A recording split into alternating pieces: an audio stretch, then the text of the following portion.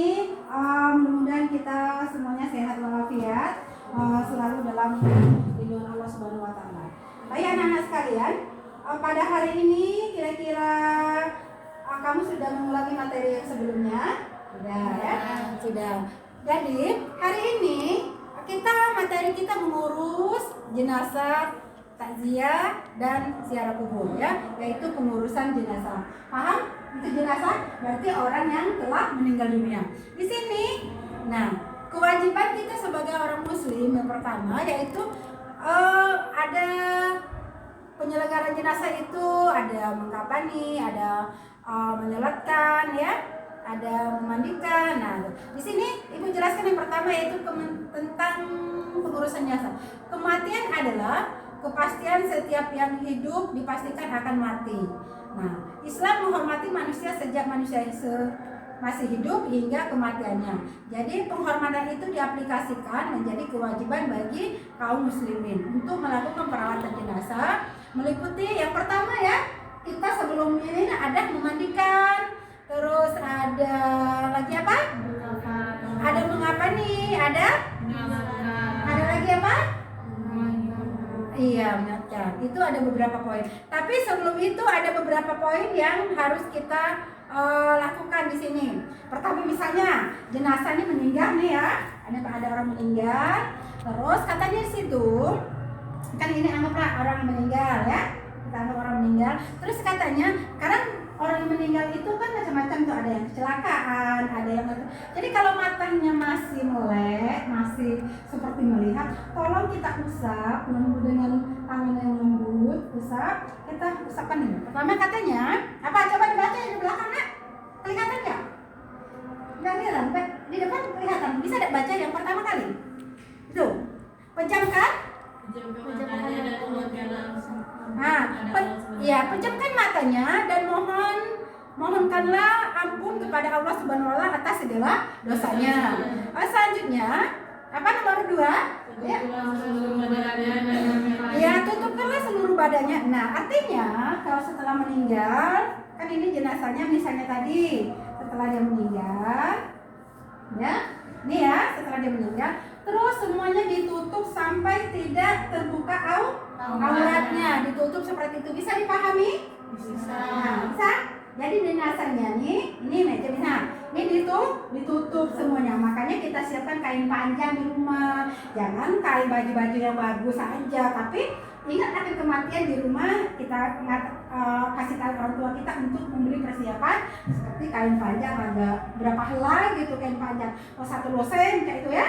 Nah, selanjutnya apa katanya? Nomor 3, ditempatkan di tempat yang aman dari jangkauan binatang. Iya, misalnya nih, ada misalnya rumahnya ini letakkan ada binatang, tapi tidak mungkin lah ya kalau kita pasti jenazah itu aman karena dikelilingi orang saudara sanak pemilihnya di sana, ya kan jenazah itu. Nah, kalau kita alhamdulillah tidak, mana tahu, makanya dikasih tahu untuk jenazah di tempat aman. Namanya jenazah kan, dia tidak bisa bergerak lagi kan. Kalau ada apa-apa, kalau ada anjing, ada apa, pasti langsung digigit seperti itu, gitu anjing. Maka katanya dia letak tempat yang aman, paham ya? Ya kan? Ya kalau daerah kita pastilah, kalau kita sebagai orang muslimnya itu yang paham akan kewajiban kita pastilah ada di sana, ada pengajian, semuanya mengelilingi karib kerabat di sana yang takziah, ya kan? Kan paham kan? Selanjutnya apa nomor 4? Berbagi keluarga dan sahabat dekat tidak dilakukan simayah. Nah, tapi sering ya. Tapi kalau di daerah ibu tuh sering kalau sudah mau dikafani kan, jangan ditutup dulu mukanya. Suruh anak dan cucu-cucunya katanya ya untuk menciumnya. Ternyata tidak boleh. Begitu ya. Bisa dipahami materi ini? Bisa ya. Selanjutnya yaitu katanya tadi ya. Nah, memandikan. Halo? Ini memandikan. Nah, hal yang pertama kali dilakukan setelah kita mayat tadi adalah memandikan ya, memandikan jenazah ya. Terus apa katanya syarat memandikan jenazah itu? Yang pertama orang Islam. Yang kedua apa? Yang kedua memandikan seluruh tubuh, mungkin sebagian tubuh yang dapat ditemukan walaupun sedikit. Jadi begini nak, kalau memang kan sering nih ada pesawat jatuh tuh, sering ya terjadi. Nah pesawat yang jatuh kan terlihat kadang hanya sepotong tangan, ya kan? Ada kepalanya saja, emang ngeri ya. Tapi itu walaupun sepotong tangan itu wajib dimandikan. Bisa dipahami? Bisa. Ya. Selanjutnya jenazah tersebut ya kalau mati syahid katanya mati syahid di sini mati dalam peperangan itu tidak usah dimandikan, tidak masalah ya, langsung dikubur. Itu karena terjadi pada zaman Nabi, ada para sahabat yang meninggal itu Nabi tidak menyuruh memandikan ya, tapi langsung dikubur, tidak masalah ya. Bisa dipahami? Bisa ya. Nah, yang telah memandikan, ibu langsung ya. Kalau memandikan, ibu contohkan di sini. Ada ibu minta tolong satu ke depan untuk ibu praktek. Misalnya ya, nih, kalau kita memandikan, ini ya, ini jenazahnya. Ini kan, kita nawaitu usla maitati pada kifayati lillahi ta'ala. Kita mulai mandi, bismillahirrahmanirrahim, 3 kali. Terus, nah, sebenarnya bisa dipahami di sana. Nawaitu usla maitati pada kifayati lillahi ta'ala. Bisa ada juga orang itu dengan niat dalam hati, tidak masalah. Kalau ini masak niatnya seperti itu ya. Nah, dimandikan mulai ini pelan-pelan. Bisa dipahami? Nah, silakan duduk. Terima kasih. Ya, bisa yang lain melihat ya. Nah, seperti itulah memandikannya tadi. Terus ini nak kalau memandikan ini nanti ada ibu videonya ya. Nanti memandikan ini nanti seperti ini. Kalau ketika ini di pelan-pelan ininya agak ditinggikan, namanya kalau orang dusun mardu katanya. Nah, agak ditinggikan, buang kotoran yang ada di perutnya sampai habis. Selesai itu dibersihkan lagi, biasanya pakai kain berbarus ya. Terakhir pakai kanus barang menghilangkan wanginya. Terus setelah itu selesai. Nah, mandikannya kalau bisa memang anak ya, anak keluarga, tidak orang, karena jenazah ini bau lah kan, kadang orang sakit ya. Nah, jadi kalau orang lain anak baunya mandi si anu ya kan. Tapi kalau anaknya tidak lah, tidak akan kita menceritakan aib orang tua kita ya kan, atau keluarga kita. Bisa dipahami? Bisa ya. Jenazah mati. Lanjut materi selanjutnya. Terus mengapa nih? Ada lagi mengapa nih ya? Nanti ibu ada videonya ya sebentar. Memandikan, nanti kita habiskan materi ini nanti baru videonya ya. Nah, di sini ada jenazah mengapa nih? Adapun syarat untuk ya kainnya, sebagian kain kapan bagi jenazah baik bersih, menutup seluruh tubuh, berwarna putih, tidak terlampau mahal harganya, kering dan berminyak wangi. 3 lipatan bagi laki-laki dan 5 lipatan untuk perempuan. Sebenarnya untuk yang wajibnya itu adalah 1 ya. Kain kapan ini yang wajibnya 1 ya, ini wajib. Tapi kalau orangnya sudah yang orangnya kita sebenarnya ini nanti ada ya cara-cara ini, dikasih baju ya nak, dikasih pakaiannya ini disobehi, ini tidak berpinggir ya, itu yang kain. Bisa kamu paham? Yang kain kapan? Kain seperti ini tapi ini disobek pinggir-pinggirnya, dibuatin bajunya, celananya, kemudian ini yang terakhir. Nih misalnya baju, celana ini dikasih kain di tempat-tempat yang berlubang seperti ini, dikasih kapas dan wangi-wangian ya, apa namanya, kapas baru sih yang ditabur di sini, diketeknya ini. Bisa dipahami? Bisa. Nah, terus ini kalau mengapa ini ada, bantu ibu satu. Ini ya, ada dekat kepala ya, ada dekat kepala di sini nak ya, ada di tengah-tengah, ada di kaki. Nah seperti ini nah, coba pegang. Nah, yang lain bisa memperhatikan, agak di pinggir biar yang lain perhatikan. Kamu kalau ibu kesini, kamu kesini, bisa? Ya. Nah seperti ini. Terus bagus. Nah, ini maunya diikat seperti ini. Ini sebenarnya kita kan praktek nih, bisa dipahami? Diikat di sini pelan-pelan, wujud di sini, oke? Di sini, oke. Bisa dipahami ya? Paham ya? Bisa ya? Kita harus bisa lah. Ya, makasih.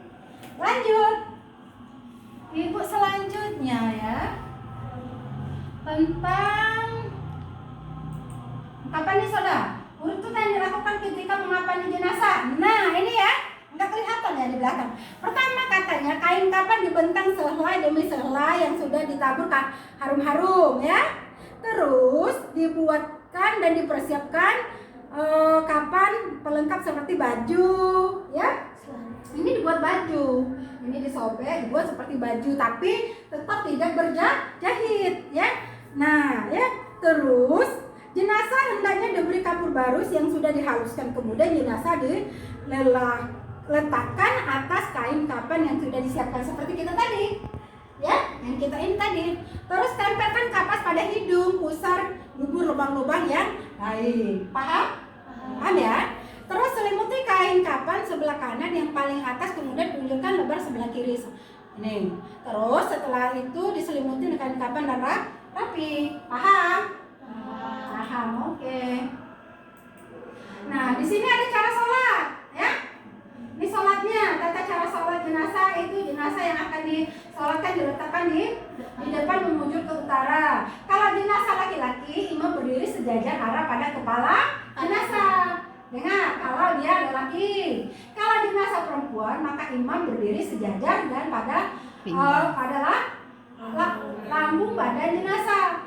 Yang keempat, urutan pelaksana jenazah dikerjakan secara tertib sesuai dengan rukun yang telah ditetapkan. Wanita boleh juga ikut, ya. Wanita boleh ikut. Banyak nih kalau di dusun-dusun jarang ya wanita ikut ya. Nah nanti kalau kita menimba keluarga kita yang meninggal, kita harus ikut. Kapan lagi, ya kan? Terus semakin banyak yang menyalatkan, semakin banyak juga kita mendoakan si jenazah. Bisa dipahami nih ya. Lanjut. Terus apa ini? Mengubur. Nah, mengiringi jenazah sambil berdoa. Tidak boleh kita dia dulu jahatnya dengan aku, ya kan? Iya, nenek itu cerewetnya. Jadi kita tidak boleh ngomongin yang telah meninggal. Kita harus selalu mendoakan, ya. Membaca salatnya tidak turut mengirim kecuali jika memandikan bagi perempuan. Membaca salam ketika masuk di pemakaman, ya. Kan ada masuk tuh. Assalamualaikum, ya, kita harus sopan. Terus tidak duduk di jenazah diletakkan. Paham? Lanjut, orang yang diturunkan ke liang kubur bukan orang yang berhadas besar. Jadi kalau kita lagi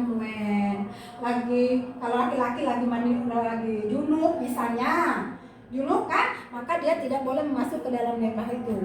Tidak duduk di atas kubur, tidak berjalan-jalan di atas kuburan. Di sini coba ibu lihat ada video cara menyelenggarakan jenazah ya.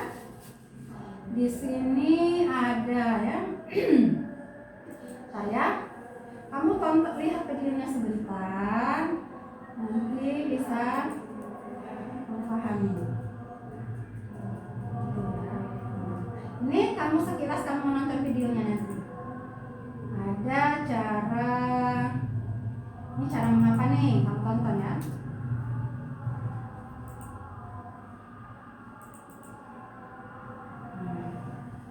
Coba kamu perhatikan sebentar ya. Nah, cara ya.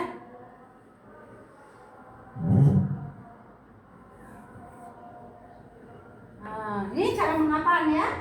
Kamu sebentar kamu tonton, kamu amati. Bagaimana? Tadi kan ibu secara ini ya, kami ini ada videonya nanti secara bisa. Ini banyak kan? Itu sekarang gampang kok belajar kok. Kalau udah tahu. Tapi ini wajib kita tahu. Tadi kalau keluarga kita meninggal, kalau tidak kita siapa? Masa nyuruh orang lain? Ya kan? Enakan kan nyuruh orang lain? Sudah kamu lihat ya. Terus inilah videonya yang tentang penyelenggaraan jenazah. Ya? Ya. Dah? Untuk hari ini ada yang ditanyakan anak-anak? Nah, minggu depan kita akan mempelajari memandikannya sebenarnya. Bagaimana memandikannya? Terus mengapa nih? Ya, menyolatkan. Minggu depan ya. Untuk hari ini, besok kamu tolong di rumah dibacakan materinya, terus dihafalkan ini cara bacaan dari sholat jenazah tersebut. Ya, ada pertanyaan? Tidak. Untuk hari ini Ibu cukupkan sekian. Terima kasih. Assalamualaikum warahmatullahi wabarakatuh. Semoga sehat selalu.